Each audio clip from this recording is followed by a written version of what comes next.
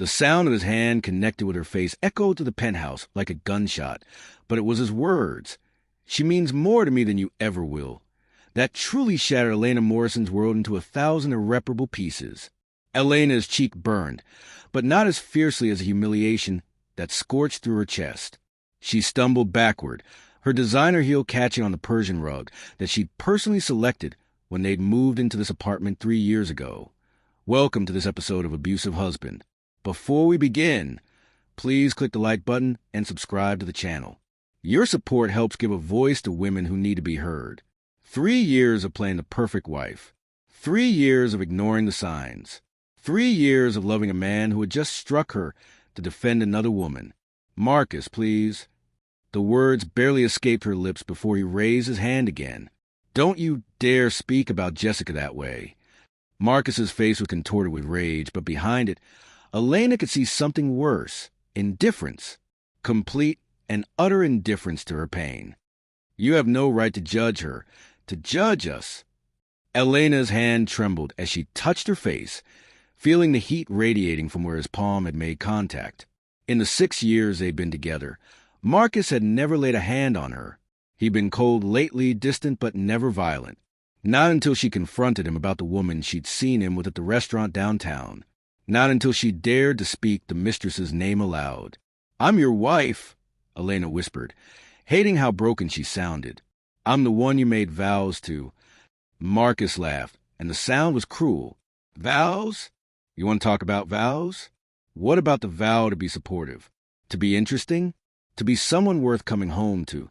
He loosened his tie, that expensive silk tie she'd given him for their anniversary last month.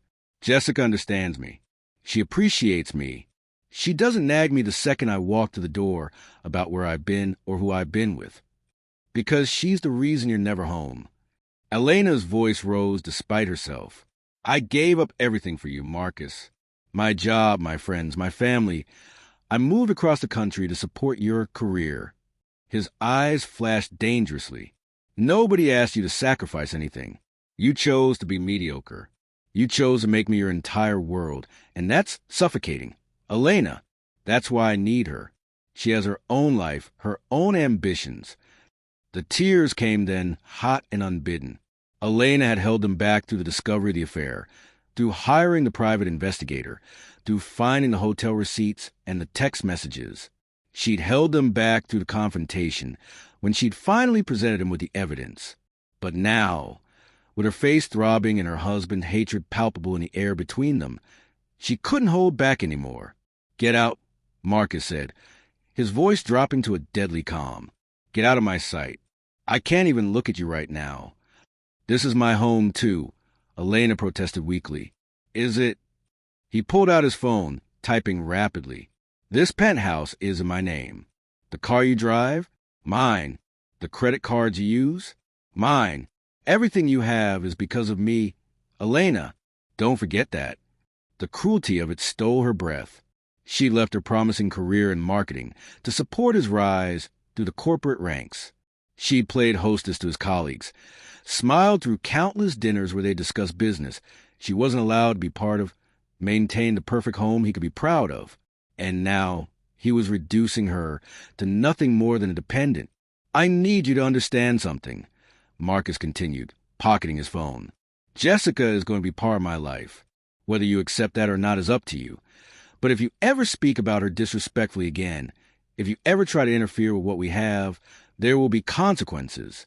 Today was just a warning. Elena stared at the man she'd married, searching for any remnant of the person who'd promised to love and cherish her. The man who'd gotten down on one knee in Central Park and told her she was his forever. That man was gone, if he'd ever existed at all. "I'm leaving," she said quietly, with more strength than she felt. "Not because you're telling me to, but because I deserve better than this." Marcus shrugged, already pulling out his phone again. "Do what you want. Just be gone by tomorrow. I'm having Jessica over for dinner, and I don't want any drama." The casual dismissal was worse than the violence. Elena turned and walked to their bedroom. No, his bedroom now. On shaking legs, she pulled out the suitcase from the closet and began throwing clothes into it randomly. Designer dresses she'd worn to his company events. Shoes she bought to match outfits he'd liked. A life packed into luggage. Her phone buzzed. A text from her sister, Maya, who she hadn't spoken to in months because Marcus had complained that Maya was too opinionated and negative about their relationship. "Please call me. I'm worried about you." Elena's fingers hovered over the screen. Pride warred with desperation. She'd pushed away everyone who questioned her relationship with Marcus. Her parents had never particularly liked him, said he was too controlling, too self-absorbed. Her best friend from college had stopped calling after Elena had canceled on her one too many times because Marcus had needed her to attend some function. Even Maya, her baby sister who'd looked up to her, had grown distant after Elena had missed her college graduation because Marcus had booked them a surprise vacation that same weekend. She couldn't call Maya. Couldn't admit that everyone had been right about Marcus all along. Instead, Elena finished packing in silence. She could hear Marcus on the phone in the living room, his voice warm and affectionate, in a way it hadn't been with her in years. "No, baby, it's fine. She's leaving. Tomorrow night, I promise. I'll make your favorite. Yeah, the risotto. I know. I can't wait to see you either." Each word was a knife to Elena's already bleeding heart. She zipped up her suitcase, grabbed her purse, and walked back to the living room without looking at Marcus. He didn't even pause his conversation to acknowledge her departure. The elevator ride down from the penthouse felt like descending into a new reality. When the doors opened to the lobby, Elena realized she had nowhere to go. She couldn't use the credit cards. Marcus would cancel them. The car was his. She had maybe $200 in cash in her wallet, money she'd saved from her allowance. Allowance. She was a 31-year-old woman who'd been given an allowance by her husband. The doorman, Robert, gave her a sympathetic look as she wheeled her suitcase across the marble floor. He'd probably heard the fight. The penthouse wasn't as soundproof as Marcus liked to think. "Mrs. Morrison, do you need me to call you a cab?" Robert asked gently. "Please," she managed. While she waited, Elena finally called Maya. Her sister answered on the first ring. "Elena? Thank God. I've been so worried. Can I stay with you?" The words tumbled out before Elena could second-guess them. "Just for a few days until I figure things out?" "Of course. What happened? Are you okay?" Elena looked down at her left hand, at the 3-carat diamond ring that suddenly felt like a shackle. "I'm leaving Marcus." Maya's intake of breath was sharp. "I'm so proud of you. Where are you now?" "At the building. There's a cab coming. Come straight here. Do you have money for fare?" Elena hadn't even thought about that. "I have some cash. The fare from Manhattan to Brooklyn is going to be at least $50. Listen, I'm sending you a Venmo right now, okay? Check your phone." Tears blurred Elena's vision. "Maya, I'm so sorry. For everything. For being such a terrible sister. For choosing him over." "Stop," Maya interrupted firmly. "We'll talk when you get here. Just get in that cab and come home, okay? You're going to be okay. Elena, I promise you're going to be okay." But as Elena climbed into the taxi and gave the driver Maya's address, she didn't feel like she was going to be okay. She felt like her life was ending. Everything she'd built, everything she'd worked for, everything she'd sacrificed, it was all gone. She was 31 with no job, no money, no home, and a face that was already beginning to bruise. The city lights blurred past the window as the cab made its way through traffic. Somewhere in this city, Marcus was probably opening a bottle of wine, setting the table for two, preparing to entertain his mistress in the home Elena had made for them. Somewhere in this city, Jessica, whoever she was getting ready to enjoy an evening with someone else's husband, completely unbothered by the destruction she'd helped cause. And Elena? Elena was fleeing with one suitcase and a broken heart, with no idea how she was going to rebuild her life from the ashes of this devastating betrayal. Maya's apartment in Brooklyn was a 5th-floor walk-up in a converted brownstone. It was tiny compared to the penthouse Elena had just left, but when Maya opened the door and pulled her into a fierce hug, it felt more like home than that marble and glass cage ever had. "Let me see," Maya said, gently tilting Elena's face toward the light. Elena hadn't looked in a mirror since leaving. She didn't need to. She could feel the swelling on her cheekbone. see the horror in her sister's eyes. "That bastard," Maya breathed. "Elena, we need to call the police. We need to document this." "No." Elena pulled away. "I just want to forget this day ever happened." "You can't just forget. This is assault. You need to." "Please, Maya." Elena's voice cracked. "Please, can we just... not tonight? Tonight, I just need to fall apart. Tomorrow I'll deal with everything else." Maya studied her for a long moment, then nodded slowly. "Okay, but we're taking photos at least. And tomorrow, we're figuring out your next steps." She guided Elena to the small couch. "Have you eaten?" Elena couldn't remember.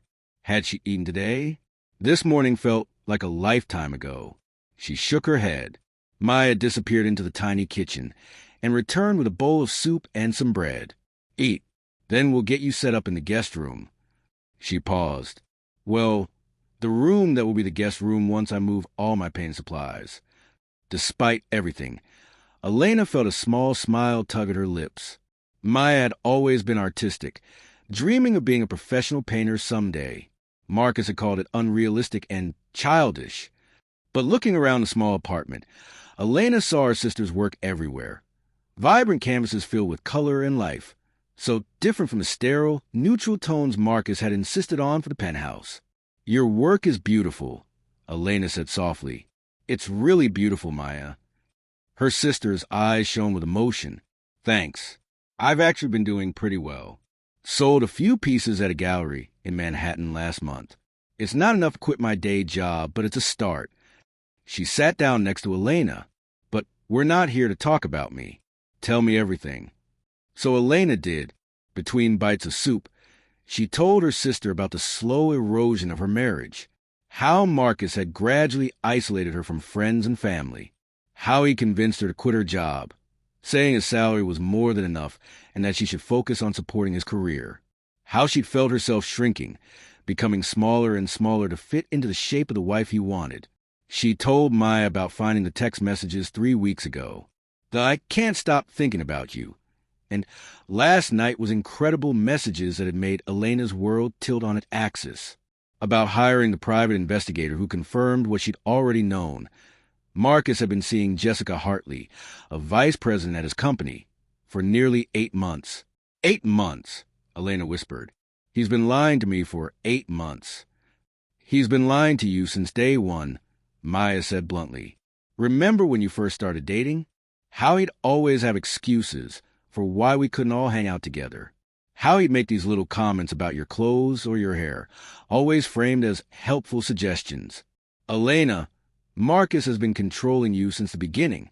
We all saw it, but you were so in love. I was an idiot." "No." Maya gripped her hand. "You were a woman who loved someone and wanted to believe the best in him. That's not idiotic. That's human. The idiot is the man who had someone as incredible as you and threw it away." Elena wanted to believe her, but all she could hear was Marcus's voice. "You chose to be mediocre." Maybe he was right. Maybe she had let herself become boring, dependent, exactly the kind of woman a man like him would want to trade in for an upgrade. "Stop," Maya said, as if reading her mind. "I can see you spiraling. Whatever you're thinking right now, whatever he made you believe about yourself, it's a lie. You are smart, talented, kind, and strong. Stronger than you know, or you wouldn't have walked out today." "He told me to leave," Elena corrected.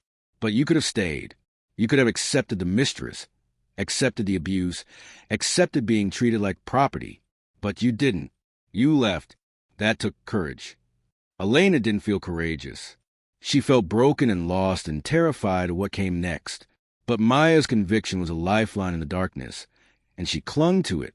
That night, lying in Maya's makeshift guest room surrounded by canvases and art supplies, Elena made a promise to herself. She would rebuild. She didn't know how or where or when, but she would put herself back together. She would find a woman she'd been before Marcus Morrison had convinced her she was nothing without him. She just had no idea that the path to rebuilding would begin with a chance encounter that would change everything. The next morning, Elena woke to sunlight streaming through unfamiliar windows and, for a blissful moment, forgot where she was. Then it all came crashing back. The fight, the violence, the revelation that her marriage was truly over. Her hand automatically went to her face, feeling the tender swelling on her cheek. She could hear Maya moving around in the kitchen, the smell of coffee drifting through the apartment.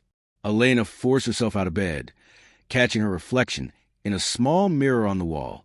The bruise was worse than she'd expected, a purple-yellow bloom spreading across her cheekbone.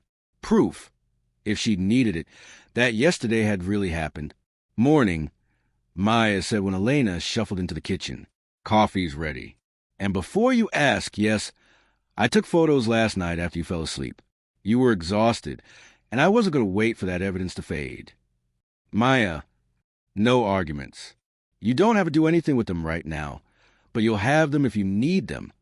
She pushed a mug of coffee across the small kitchen counter. Now, let's talk practical matters. Money lawyer, what's next? Elena wrapped her hands around the warm mug. I don't have money for a lawyer. I don't have money for anything. Everything was in Marcus's name. What about your own accounts? From before you got married. I closed them. Marcus said it would be easier to manage our finances together. One checking account, one savings account, all under his name with me as an authorized user. Maya's jaw tightened. That's financial abuse, Elena. You know that, right? Elena had never thought about it in those terms, but hearing out loud, she couldn't deny it. I thought I was being a good wife, a supportive partner. A partnership means equal footing, what you described as control. Maya pulled out her laptop. Okay, here's what we're going to do. First, I'm lending you money. Don't argue, she added when Elena opened her mouth to protest. I've been saving and I want to help. Second, we're going to find you a lawyer who specializes in divorce and domestic violence cases. Third, we're getting you a job. I haven't worked in 3 years. Who's going to hire me? Someone who recognizes talent when they see it. Elena, you were a rising star at that marketing firm before you quit. You won awards for your campaigns. That doesn't just disappear because you took time off. Elena wanted to believe her, but doubt gnawed at her. 3 years was a long time in the marketing world. Technologies changed, trends shifted. She'd probably be starting from scratch. Let's just take it one day at a time, Maya said gently. Today, we get you set up with a lawyer. Then we'll worry about the rest. They spent the morning researching divorce attorneys in New York. Maya made call after call, explaining Elena's situation, asking about payment plans and initial consultations. By early afternoon, they'd secured an appointment for the next day with Sarah Chun, an attorney who specialized in high-conflict divorces and had experience with domestic violence cases. Thank you, Elena said for what felt like the 100th time. Maya, I don't know how I'll ever repay you. You already have, her sister replied. You got out. That's all the repayment I need. Elena's phone buzzed. She'd been ignoring it all morning, knowing it was probably Marcus with demands or accusations. But when she glanced at the screen, she saw it was from an unknown number. This is Jessica. We need to talk. Meet me at Café Lucerne at 3 p.m. Come alone. Elena's blood ran cold. She showed the message to Maya, whose expression hardened. Don't go, Maya said immediately. It's probably a trap. She's going to try to manipulate you, or worse. But Elena felt a strange pull of curiosity. She wanted to see the woman her husband had chosen over her, wanted to understand what Jessica had that she apparently didn't. I need to go, she said quietly. Then I'm coming with you, she said alone. And I don't care what she said. Maya's voice was firm. You're not meeting your husband's mistress by yourself. I'll sit at a different table, but I'm going to be there. Elena could have argued, but the truth was, she was grateful. The thought of facing Jessica alone made her stomach churn. Café Lucerne was in a trendy part of Manhattan, the kind of place Elena used to frequent before Marcus had decided her social life was getting in the way of supporting his career. She and Maya arrived 15 minutes early, and Maya positioned herself at a corner table with a clear view of where Elena sat near the window. At exactly 3 o'clock, Jessica Hartley walked through the door. Elena had seen photos, of course, from the private investigator's report, but seeing her in person was different. Jessica was striking, tall, with auburn hair pulled into a sleek ponytail. wearing a tailored business suit that screamed success and confidence. She looked like exactly the kind of woman who belonged on Marcus's arm at corporate events. "Elena," Jessica said, sliding into the seat across from her. Her eyes flickered to Elena's bruised face, and something complicated crossed her expression. "Thank you for coming. What do you want?"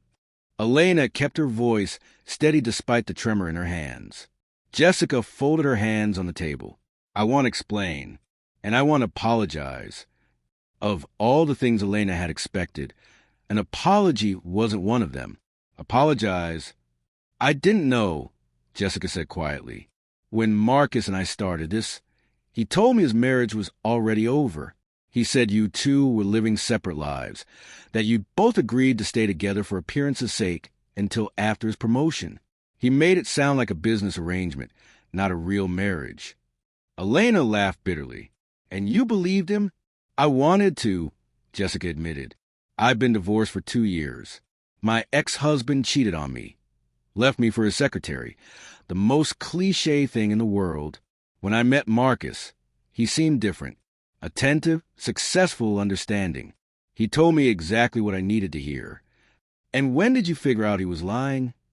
Jessica's jaw tightened. "Yesterday. After you left, I came over like he'd planned. But I saw something in the apartment, a photo album that had been knocked off a shelf during your fight. Pictures of you two together, recent ones, happy ones. Or at least you looked happy." She paused. "And then I saw your face when you opened the door this morning to get something you've forgotten. I saw the bruise."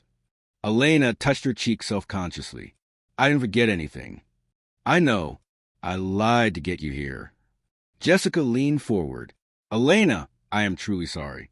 I never wanted to be the other woman. I never wanted to destroy someone's marriage. And I especially never want to be involved with a man who would hit his wife. So you're breaking up with him?" Elena heard the hope in her own voice and hated it. "I already did. This morning, after I saw you, I told him I wasn't interested in being with someone capable of violence, someone who would lie so thoroughly to multiple women." Jessica's expression hardened. "He didn't take it well. He's furious at both of us. He blames you for turning me against him with your dramatics and manipulation." "Of course he does." Elena wasn't surprised.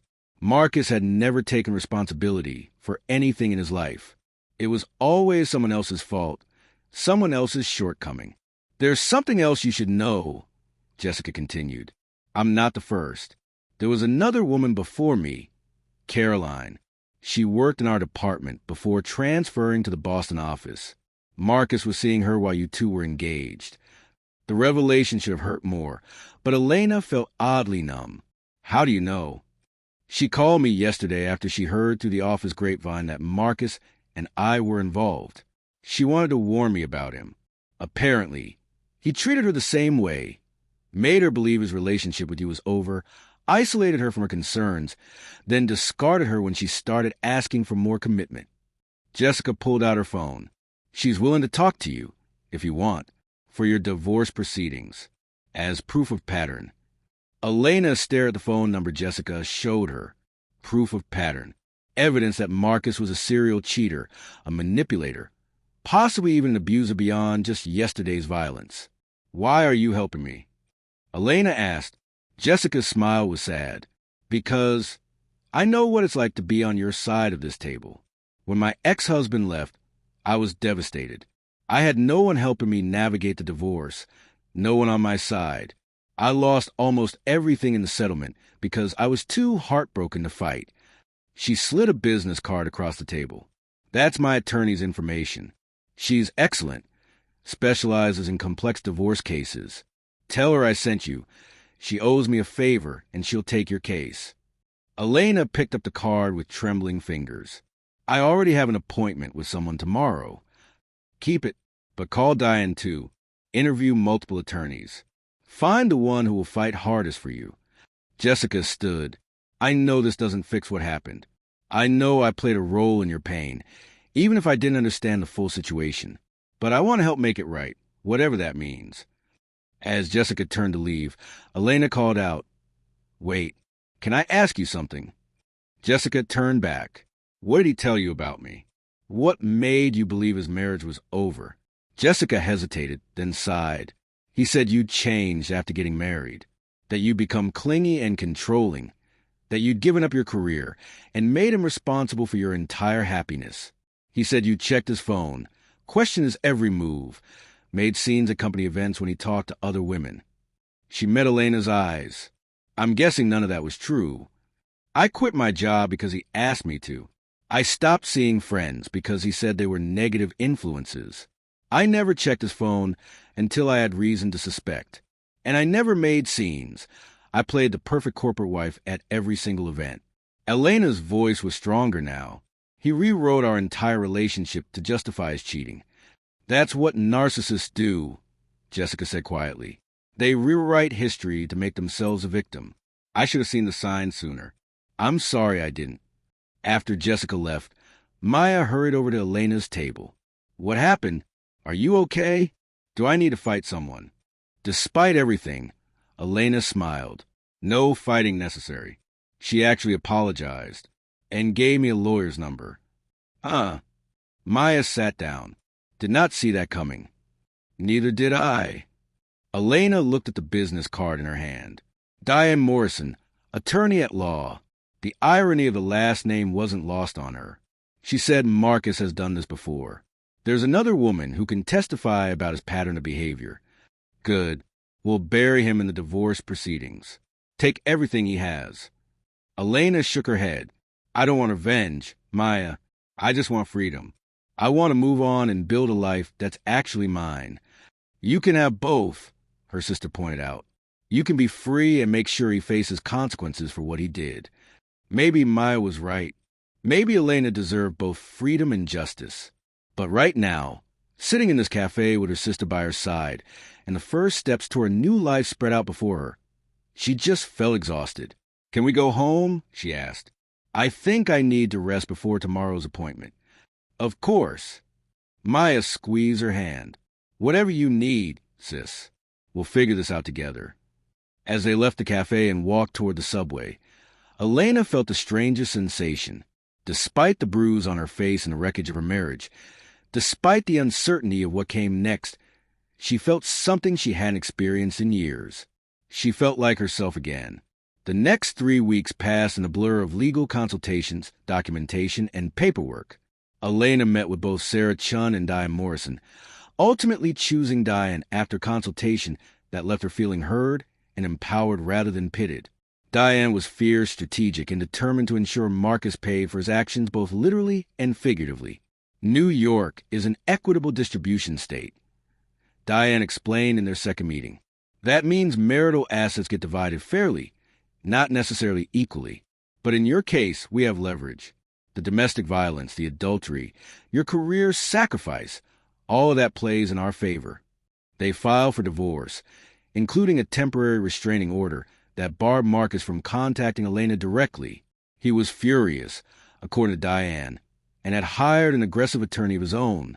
But Elena felt protected behind the wall of legal expertise her attorney provided. Maya's apartment became a haven and a war room. During the day, Elena worked on rebuilding her professional portfolio, updating her resume, and reaching out to old contacts in the marketing world. In the evenings, she and Maya would cook dinner together and talk for hours, rebuilding the sisterly relationship that had frayed during Elena's marriage. I miss this, Elena said one evening as they chopped vegetables for stir-fry. I missed having someone to just be with. Marcus always made everything feel like performance. That's because he's a narcissist, Maya replied, tossing chicken into a hot pan. Everything is about image with people like him. Meanwhile, real life, messy, imperfect, beautiful real life, is happening all around them and they can't even see it. Elena's phone buzzed with an email notification. Her heart skipped when she saw the sender, Adrian Chun, her former boss at Morrison & Associates. No relation to her attorney, but still, seeing that name stirred up complicated emotions. Elena, I heard you're back in the job market. I don't know what happened, but I wanted to reach out. We've missed you these past 3 years, and I've been following your LinkedIn updates. If you're interested, I'd love to discuss some opportunities we have opening up. Can you come in for coffee this week? Best, Adrian. Oh my God, Elena breathed. What? Maya leaned over to read the email. Oh my God. Elena, this is huge. Morrison and Associates is one of the top marketing firms in the city. I know, but Elena's old insecurities surfaced. It's been 3 years. What if I'm not good enough anymore? What if I embarrass myself? Stop it. Maya pointed the spatula at her. You are not the woman Marcus convinced you to be. You're talented and experienced, and Adrian clearly thinks so too, or she wouldn't have reached out. Elena read the email again, then a third time. Finally, she hit reply. Adrian, I would love to meet for coffee. I'm available this week. Thank you for thinking of me. Elena, she hit send before she could second-guess herself. That's my sister. Maya cheered, and they finished cooking dinner with a renewed sense of hope floating in the air. The coffee meeting was scheduled for Thursday at a cafe near Morrison and Associates offices. Elena spent 2 days preparing, researching current marketing trends, studying successful campaigns from the past year, reminding herself of everything she used to know and love about this work. On Thursday morning, she stood in front of Maya's full-length mirror, studying her reflection.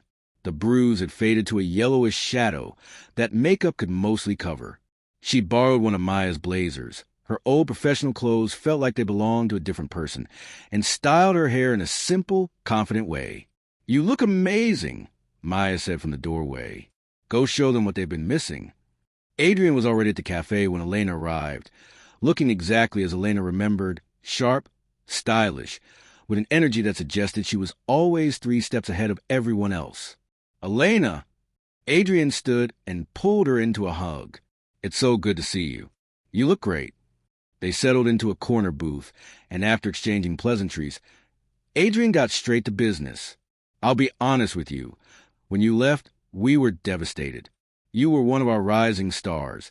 I never quite understood why you walked away from such a promising career. She paused delicately. I heard you got married? I did. I'm getting divorced now. Elena met Adrienne's eyes steadily. I made some choices I regret, including leaving Morrison and Associates. But I'm ready to work again, and I'm ready to prove that I haven't lost my edge. Adrian smiled. That's exactly what I wanted to hear. We have a senior account manager position opening up. It's a step up from where you were when you left, but I think you can handle it. The role involves managing our luxury brand accounts, leading a small team, and developing strategic campaigns for clients with budgets in the 7-figure range. Elena's pulse quickened. This was more than she'd hoped for. I'm definitely interested. Good, because I'm going to be honest. You're not the only candidate, but you're the one I want. You have something the others don't. Genuine passion for the work and a creative vision that's rare in this industry. Adrian pulled out a folder. This is preliminary information about the role, salary range, benefits. Look it over, and if you're still interested, we'll set up a formal interview with the partners next week. Elena took the folder with trembling hands. The salary range alone was more than she'd made in her entire last year at her old job. It was real money, independence money, build a new life money. I'm interested, she said firmly. Very interested. They spent another hour discussing the role, the clients, the direction of the company. By the time Elena left the cafe, her head was spinning with possibilities. She pulled out her phone to text Maya the good news and nearly collided with someone on the sidewalk. I'm so sorry, she started to say, looking up. The man she'd bumped into was tall, probably mid-30s, with dark hair and striking gray eyes. He was wearing an expensive suit but had loosened his tie, and there was something about his expression, a mixture of intensity and exhaustion, that made Elena pause. No, that was my fault, he said, his voice deep and slightly accented. British maybe? I wasn't watching where I was going. They stood there for an awkward moment, then both stepped aside in the same direction, then the opposite direction, doing that uncomfortable dance people do when trying to pass each other on a narrow sidewalk. The man laughed, and the sound transformed his face from tired to genuinely warm. How about I stay still, and you choose which way to go? Elena felt herself smile, the first genuine smile she'd given a strange man in she couldn't remember how long. Sound strategy. She moved past him, but something made her glance back. He was watching her, his expression thoughtful, and when their eyes met again, he gave a small nod that felt like acknowledgement of something neither of them could name. Then Elena's phone buzzed with an incoming call, breaking the moment. It was Diane. "Elena, we need to talk. Marcus is fighting the restraining order, and there's been a development with the divorce proceedings. Can you come to my office this afternoon?" The brief moment of lightness evaporated. "Yes, I'll be there in an hour." She hailed a cab, trying to hold on to the hope from a meeting with Adrian, even as anxiety about Marcus's legal maneuvering crept in. What new nightmare was he cooking up now? At Diane's office, Elena learned that Marcus was claiming she'd been the abusive one in the relationship, that she'd fabricated the bruise somehow, that she'd been controlling and manipulative throughout their marriage. He was painting himself as a victim of an unstable, vindictive woman. It's typical abuser behavior, Diane explained, her expression grim. They flipped the script, accused the victim of being the perpetrator. But we have evidence on our side. The photos, Jessica's testimony about his lies, Caroline's testimony about his pattern of behavior with other women. He won't win this, Elena, but it's going to get uglier before it gets better. Elena felt the familiar weight of despair trying to settle on her shoulders, but this time she pushed it away. She'd survived leaving Marcus. She'd survived these past 3 weeks of uncertainty. She would survive this too. "Let him try," she said quietly. "I'm done being afraid of him." Diane smiled approvingly. "That's the spirit. Now, let's go over your deposition prep." Adrian and 2 senior partners, presenting a mock campaign for a hypothetical luxury watch brand that she'd spent the entire weekend developing. She'd forgotten how much she loved this. The strategy, the creativity, the challenge of understanding a target audience and crafting messages that would resonate. The partners were impressed. Elena could see it in their faces, hear it in their questions that grew increasingly detailed and enthusiastic. By the end of the 2-hour meeting, Adrian was barely containing her excitement. "We'll be in touch by end of week," one of the partners said, shaking Elena's hand. "But I think it's safe to say this went very well." Elena floated out of the building, pulling out her phone to text Maya. As she typed, someone called her name. "Elena Morrison?" She turned to find a man from the cafe, last week standing a few feet away. Up close, in the full light of day, he was even more striking than she'd remembered. There was something magnetic about him, an intensity that seemed barely contained beneath his polished exterior. "Yes." She was immediately wary. Marcus had taught her to be suspicious of strangers who somehow knew her name. "I apologize for startling you. My name is Alexander Steele." He extended his hand. "I'm the CEO of Steel Industries." Elena's eyes widened. Everyone in New York knew about Steel Industries, a conglomerate that had stakes in everything from technology to real estate to luxury goods. Alexander Steele was one of the youngest billionaires in the country, notorious for being both brilliant and intensely private. She shook his hand automatically. "I'm sorry, I don't understand." "How do you know my name?" "I'm making my business to know talented people in my city," he said with a slight smile. "And I happened to see your presentation this morning. Morrison and Associates does some work for one of my companies, and I was in the building for a meeting when I heard your pitch through an open door." Elena felt her face flush. "You were eavesdropping on my interview?" "Unintentionally," he said, though his eyes suggested otherwise. "But I'm glad I did. Your campaign concept for that watch brand, brilliant. Strategic, emotionally resonant. Exactly the kind of thinking I look for." "Thank you, but—" "Have dinner with me," he said abruptly. "Tomorrow night. There's an opportunity I'd like to discuss with you." Elena's warning bells rang louder. "Mr. Steele, I appreciate the interest, but I'm not looking for— that is, I'm in the middle of a divorce, and I'm not—" "This is business," he interrupted gently. "Purely business. I have a proposition that I think will interest you, but I prefer to discuss it away from here." He pulled out a card. "My assistant's number. Call her with your decision by end of day. The reservation is for 8 o'clock at 11 Madison Park." He turned and walked away before Elena could form a response, leaving her standing on the sidewalk with his business card in her hand and a dozen questions swirling in her mind. 11 Madison Park was one of the most exclusive restaurants in New York. The kind of place Marcus had always promised to take her, but never did. And Alexander Steele wanted to discuss business with her there? She called Maya immediately. Absolutely not, was her sister's first response. You don't know this man. He could be dangerous. He's Alexander Steele. He's literally a public figure. Rich people can be creepy too. What does he want with you? He said business opportunity. He saw my interview presentation and was impressed. Or he's using that as a line to, Elena, you just got out of an abusive marriage. Maybe you should wait before meeting strange men for dinner, no matter how rich and supposedly legitimate they are. Elena knew Maya was right. It was too soon, too risky, too much potential for disaster. But something about Alexander Steele had intrigued her, not in a romantic way. She wasn't ready for that, might never be ready for that again. But in a professional sense, the man ran a billion-dollar empire. If he genuinely had a business proposition, she'd be foolish not to at least hear him out.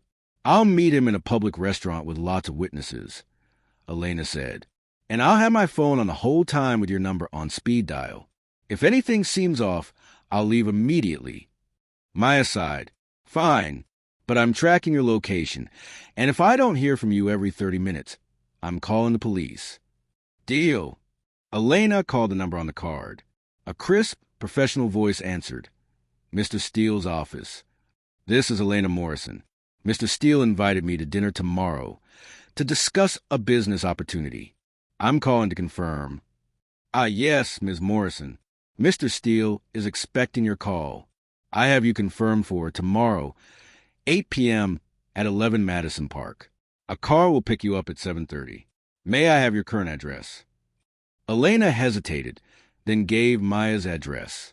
If this was some elaborate scheme, at least it wouldn't lead back to Marcus or anywhere she'd be alone. Perfect. The driver will call when he arrives. Is there anything you'll need for meeting? Any materials you'd like prepared? No, I don't even know what the meeting is about. There was a smile in the assistant's voice. Mr. Steele does like to keep things intriguing. Have a good evening, Ms. Morrison. After hanging up, Elena stared at her phone, wondering what she'd just agreed to. But underneath the uncertainty was something else. Excitement. For the first time in years, her life felt like it was moving forward rather than standing still. She was interviewing for jobs, standing up to her ex-husband, and now meeting with one of the most powerful businessmen in New York. The Elena who'd fled the penthouse 3 weeks ago wouldn't have recognized this version of herself. And that, Elena decided, was a very good thing. The black car that arrived at 7:30 the next evening was exactly what Elena expected. Sleek, expensive, with a professional driver who held the door open for her without a word. She'd agonized over what to wear, finally settling on a simple black dress that Maya had lent her.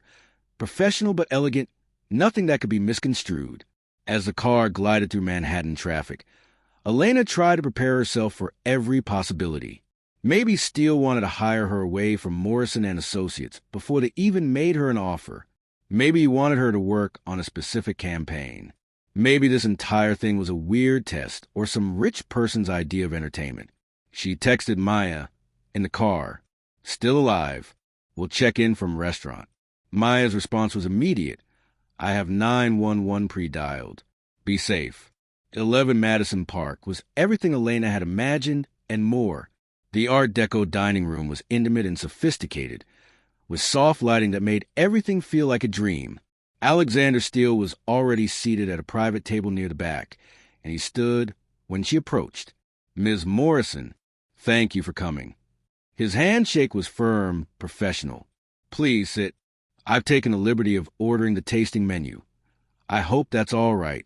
They'll accommodate any dietary restrictions you have. That's fine, Elena said, settling into her chair and trying to calm her racing heart. Though I have to admit, I'm intensely curious about why I'm here. Alexander smiled. Straight to business. I like that. He waited while the sommelier poured wine, then continued. I'll be direct. Steel Industries is launching a new division, luxury lifestyle brands that we're acquiring and elevating to compete in the high-end market. We need someone to oversee the marketing and brand strategy for the entire division. Someone creative, strategic, and hungry enough to build something from the ground up. Elena's mouth went dry. That sounds like a massive undertaking. It is, which is why I've been searching for the right person for 6 months. Then I heard your presentation yesterday, and I knew you're exactly what I've been looking for. Mr. Steele, I appreciate the vote of confidence, but you heard one presentation. You don't know my work history, my capabilities. I know you left a promising career 3 years ago, presumably for personal reasons. I know you're getting divorced from Marcus Morrison, a mid-level executive at Henderson and Brooks who has a reputation for being both ambitious and unpleasant. I know you graduated top of your class from Cornell, that you won 3 industry awards in your first 2 years at Morrison & Associates, and that Adrian Chun thinks you're one of the most talented marketers she's ever worked with. He took a sip of wine. I do my homework, Ms. Morrison. Elena felt exposed and unsettled. That's quite thorough. I don't make billion-dollar decisions on impulses. When I'm interested in someone, I learn everything I can about them. He must have seen something in her expression because he added, I'm not trying to intimidate you. I'm trying to show you that this offer is serious. I want you to head this division. The salary will be $350,000 to start, with performance bonuses that could double that. Full benefits, stock options, a team you build yourself. Complete creative control within budget parameters. The first course arrived, some delicate preparation that Elena barely registered. Her mind was reeling. $350,000. That was more than she'd imagined, making even at the peak of her career. That's extremely generous, she managed. It's market rate for the position and your talent level. Actually, it's slightly below market, which is why the stock options are so substantial. If you help build this division into what I envision, you'll be very wealthy in your own right within 5 years. Why me? Elena asked bluntly. You could have anyone. Why offer this to someone you don't know, who hasn't worked in 3 years? Alexander was quiet for a moment, studying her. Can I be honest with you, Ms. Morrison? Please. Thank you for watching. Please follow for part 2, and don't forget to like and subscribe. Your voice matters. Comment where you're watching from. See you in the next episode.